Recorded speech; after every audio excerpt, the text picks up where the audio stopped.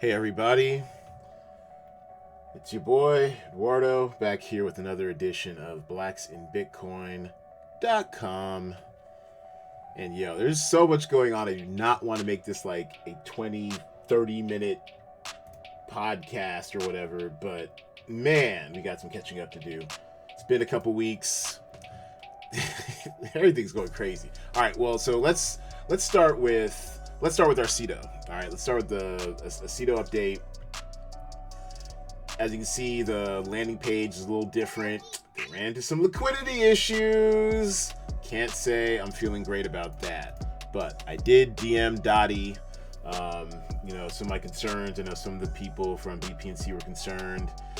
This is actually the double minting issue from the ambassador phase kind of catching up, but they say they're prepared for that. They have this new offering called CEFA, which I'll get into in a second, which looks really interesting, and so otherwise we kind of have to hang tight until they finish their CEFA pre-sale and inject liquidity into the contracts. Seeing what they did when the contract broke the first time, you know what? I'm gonna roll with them. Fuck it. It's not like we have much of a choice anyways, because the liquidity isn't all there. So anyways, so I think their pre-sale on CEFA is going on Monday. We'll get into CEFA in a second. Let's do the update real quick. The CETO wallet update. And yeah, so start off with 661 CETO. Back up, sold 61. Now back up to I think we started at 632 CETO. We sold 61. We've grinded back up to 638 CETO at 1240.90. Tron is a little over 14 cents right now. So 1240.90 minus our little $200. It's $1,040 in profit. Divided by 200 is 520% ROI.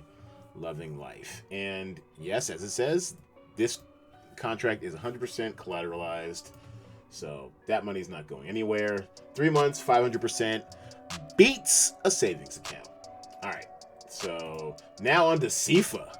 So the DeFi token that does it all. Okay, so it says it's got all this going on for autonomous yield, continuous liquidity, monthly airdrops, locked liquidity, deflationary by nature. It's got all the buzzwords. Yield farming, 79% ownership renounced. So I guess that means that 79% of all of the pools are supposed to be automated or something like that. They have a pre-sale page up. Yep, okay, understand, confirm. Oh, gotta connect my... Oopsie, had to connect the Binance Smart Chain to my MetaMask. Actually, it's pretty easy if you ever want to do that. Get it from the source themselves, Binance. I'll try to remember to leave a link in the description if you want to connect your MetaMask to the Binance Smart Chain. I find it's the best way to go. And so once you are connected up in there, it basically just add a custom RPC down here and then fill in the information that they provide you. Pretty straightforward. Okay, so we're on the Binance Smart Chain. We are connected to the DX sale pre-sale page for CEFA. This DX sale is where you'll find a lot of experimental, honestly, a lot of shitcoins. A lot of these experimental different type of tokens and everything. Here's the CEFA one. This pre-sale starts. I think they said it's going to be Monday, 8 a.m. Pacific time. And yeah, these are the details. So this is the total token supply: 100 million tokens of CEFA. Looks like 1.225 million on sale. They're providing liquidity. I love that. They're providing automatic liquidity. 51% of the tokens are going to go to PancakeSwap. So that's what's up. Pre-sale rate, 7,000 CEFA per BNB. So what's that? So Binance actually is kind of booming right now. It's about $650 per coin. So 650 divided by 7,000 is a shade over 9 cents. But what's great about them listing on PancakeSwap is that they're already going to list it for a higher price. So if you just want to kind of buy and flip it, you can, buy CEFA at 9 cents and then sell it at, let's see, 10.8 cents. All right, so some arbitrage opportunities there if you want. Minimum contribution 0.1 BNB, it's what, about $65. Maximum 4 BNB, that's what, like $2,600. Wow. Liquidity unlock date 20 years. So let's check that real quick. So CEFA, I read through CEFA's white paper. The white paper also is of interest. It's more like a slideshow, more like a pitch deck. I've seen pitch decks like these before. In the startup world, and yeah, it's kind of cool. Definitely, I'm not going to go through the whole white paper. Do that at your leisure, but they do. I mean, it's interesting. It's like they've taken some of the best parts of these shitmoon coins and stuffed them into CEFA. What I like is that so with each transaction. So 10% is taken out, just like CETO, but in this case, 6% is given in reflection reward, which is basically dividends, but they do it a little differently. So almost 1% goes back to dividends to us, the CETO blockchain family. CETO, BCETO, ECETO, that's us, yay. 1.2% goes to the fertilizer bag account, which means they burn their tokens, which is important because that makes it properly deflationary, meaning that every transaction, some of the supply is being taken out of, or some of the token supply is being taken out of circulation. And that's important because, supply and demand, Econ 101. And then 4% is automatically compounded into CEFA holders' accounts. So obvious comp is, of course, SafeMoon. SafeMoon is taken crypto by storm. It has overrun poor little black people in cryptocurrency Facebook group. Let's talk about SafeMoon for a second. All right, let's talk about SafeMoon for a second. So I do have a bag of SafeMoon, full disclosure. I bought it just so I could study it because we are constantly looking for good tokenomics for my own company and projects. Yeah, SafeMoon still can't get past that fifth zero right now. I think I bought it. I think I bought the top, y'all. I'm sorry, or near the top. I think I got in like 0.006 or something. So I've barely made. I've made a little bit of money, but all these people who are like, oh, it's life changing, it's this, it's that. I don't know, man. I think they're talking their book. They're trying to get it back up here, and up here was, what was it, like point. Yeah, was it 4 zeros, 1 1 4 0? Yeah, that's about its high. And I mean, anytime you have a token with a quadrillion token supply, it's gonna take a lot to move the needle. I mean, there are seriously people in the group talking about when SafeMoon reaches like a penny or 10 cents, or some people even say it's gonna reach $1. Are you out your fucking minds? I mean, no, seriously, are you out of your goddamn minds? Look at this total supply. That's nuts. I mean, you can even do the... I can't with this. Now, with SafeMoon, yes, they are also somewhat deflationary. The more it's exchanged, whatever, the more money is taken out, the tokens taken out of the token supply. So maybe eventually it might get down to something reasonable, like, I don't know, 100 billion or something. So that's one thing I like about CEFA, is that they go to their tokenomics right here, and okay, well, it's still a work in progress, looks like. But in their white paper, it says that they have 100 million token supply versus, versus like a quadrillion over here on SafeMoon, which is nuts. I mean, yeah, for it to ever reach like I mean, it was someone. I think someone said if it was ever to reach like $1, then it'd be like 8 times the monetary supply in the world or something. It's just implausible, if not impossible. Okay, so, anyways, we are. I mean, I have a bag. I would love for this to do something, but I don't think it will. And it's got all the hallmarks of a well-marketed hype shit coin that is slowly being bled. And why do I say that? Well, all right. So the Warren Ruggs guys, controversial account. They're an auditing development group, I guess. They audit projects, and I guess they audited a competitor to SafeMoon called FairMoon, and they found some issues or some exploits in that, and warned SafeMoon about it. SafeMoon did not take the warning well. The SafeMooners are a cult at this point. It's as bad, if not worse, than the XRP shill army, TM. And you just can't talk any sense to these people. Well, anyways, it's funny because and yes, we did retweet this. I think I might do the pre-sale. I don't know. I'm still deciding, but it looks cool, and we definitely need them to succeed to get our liquidity back in those contracts. But yeah, so it's interesting because Warren Ruggs has been very vocal about how the dev wallets in SafeMoon, the Rugholm syndrome, like Stockholm syndrome. I like it. Rugholm syndrome is taken full hold because you say anything bad to SafeMooners and they attack.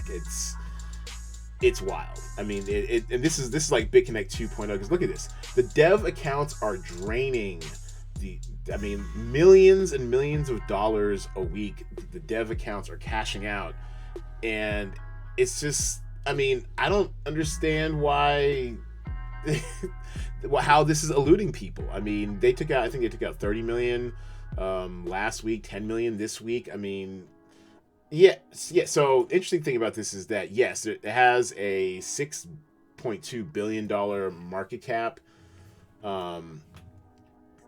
on paper, I guess, but the actual, how much money is actually in there, because they also have a bunch of, I think 50%, 53% or something like that of the tokens is already dead because of the deflationary tokenomics. So if you're gonna burn, and so I learned this diving into some dev circles last week.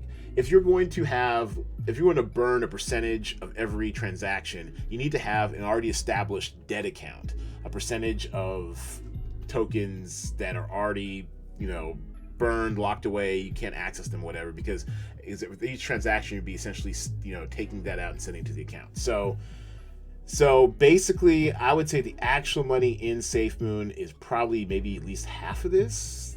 I don't know, because when you tease out market cap, it's a projection for the overall. If every token was sold, this is what it would look like. Yeah. So, anyways, they're taking out. I mean, I don't know. They've taken out probably somewhere close to 60, 70 million. The developer wallets. I mean, and had the nerve to beg for $1 million to build some utility for that token, and they got it. What? So we're just gonna create a $1 billion market cap token and still have the nerve to ask for $1 million to build your own exchange, and they got it. I mean, great hustle if you got it. So I don't know. I mean, I really wish somebody would explain why SafeMoon is a Ponzi scheme instead of just simply stating that it is. Nobody has ever given me a good explanation. They usually it's funny. People just, oh my god. Okay. How it started, how it's going. So anyway, it's just, I mean, do your own research, obviously. Like I said, I'm in for a small bag. I'm fine losing it, watching it burn, just for the education. No free lessons around here. And I'm enjoying it. I'm enjoying sparring with the SafeMooners a little bit, because you get into some interesting discussions. You get to talk about the nature of value and what is actual utility and what is a Ponzi scheme. It's like that. The irony is people called CETO a Ponzi scheme when Yeah, when they're launching. Oh yeah, Big Tent. Forgot about Big Tent. Check out Big Tent. They're launching their own raffle here. This is their test net. I think the testnet end. I think the testnet recently ended. They'll probably be launching really soon. It looks pretty together. Big Tent is like their lottery game. Basically, the rules are everyone who enters will get. Everyone who enters has a shot at the big prize. In this case, in this testnet case, 38 CETO would be the main prize. It's a guaranteed prize goal of 55 CETO. So no matter what, the 55 CETO will be paid out to the winners.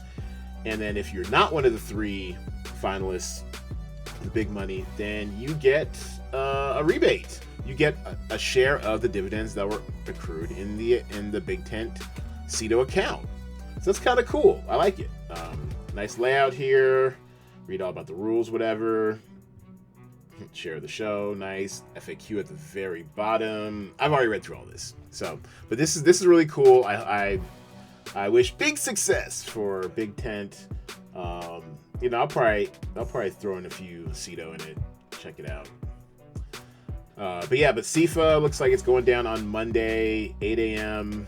You can read all about it here. I think they're still tinkering with the site some.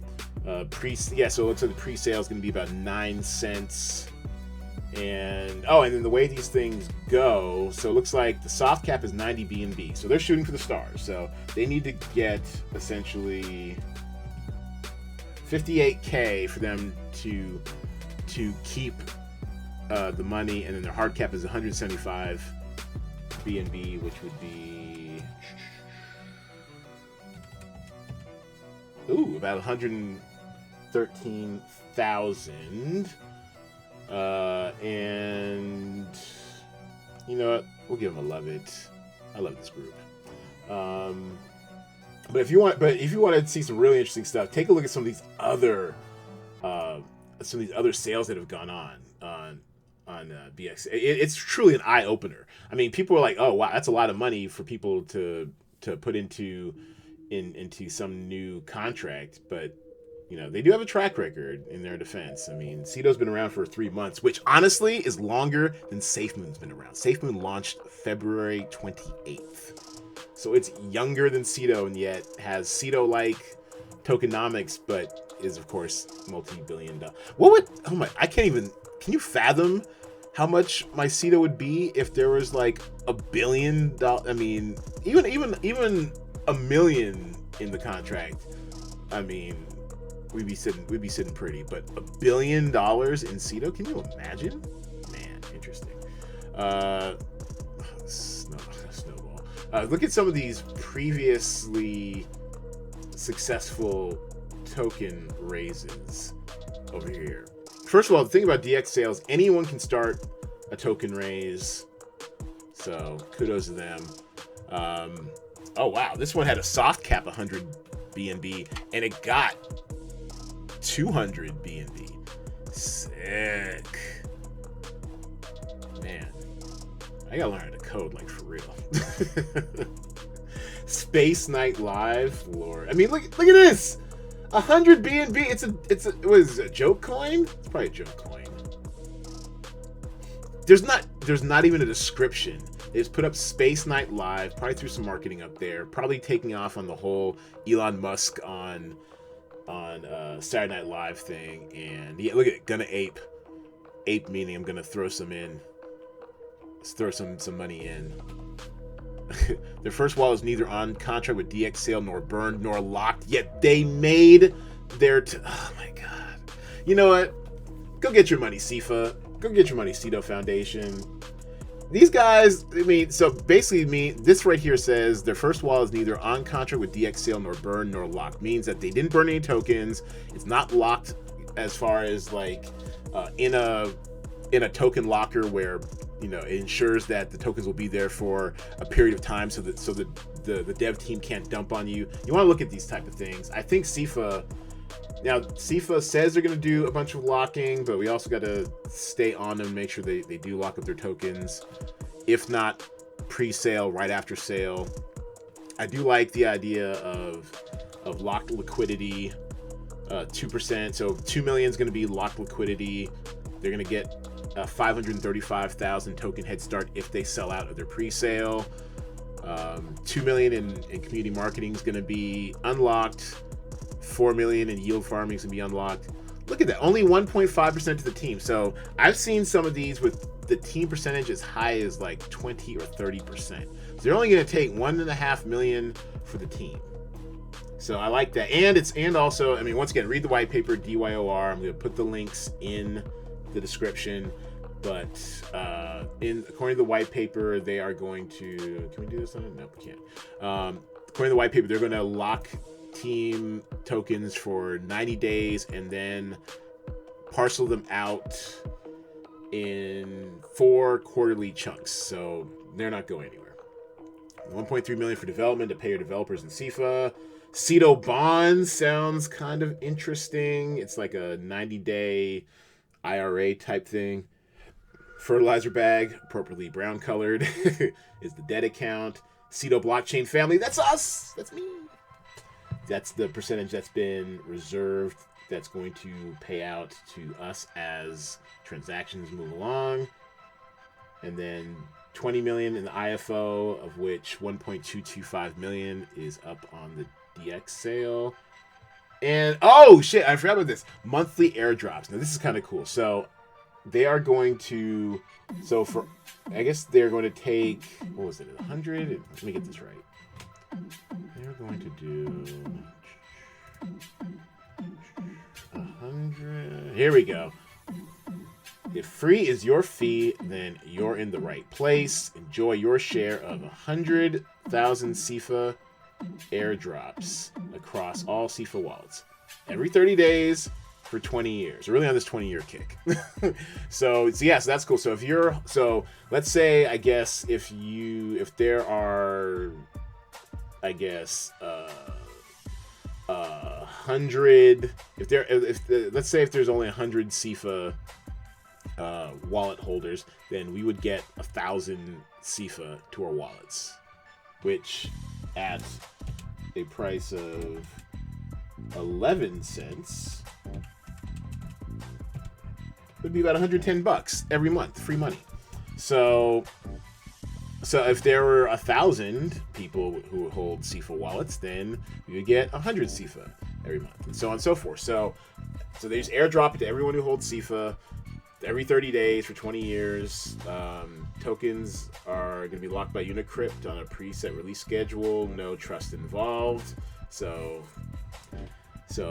that sounds promising. And yeah, so monthly airdrops just for holding CEFA. So there's incentive to, so maybe you take some profits here and there, but also, you know, if this thing gains some real value, you might just want to hodl, you know, because if you have a wallet address, you know, you'll get you some CEFA. It's pretty cool. All right, so anyways, yeah, that's my quick overview of CEFA. Some dummy stats in here still.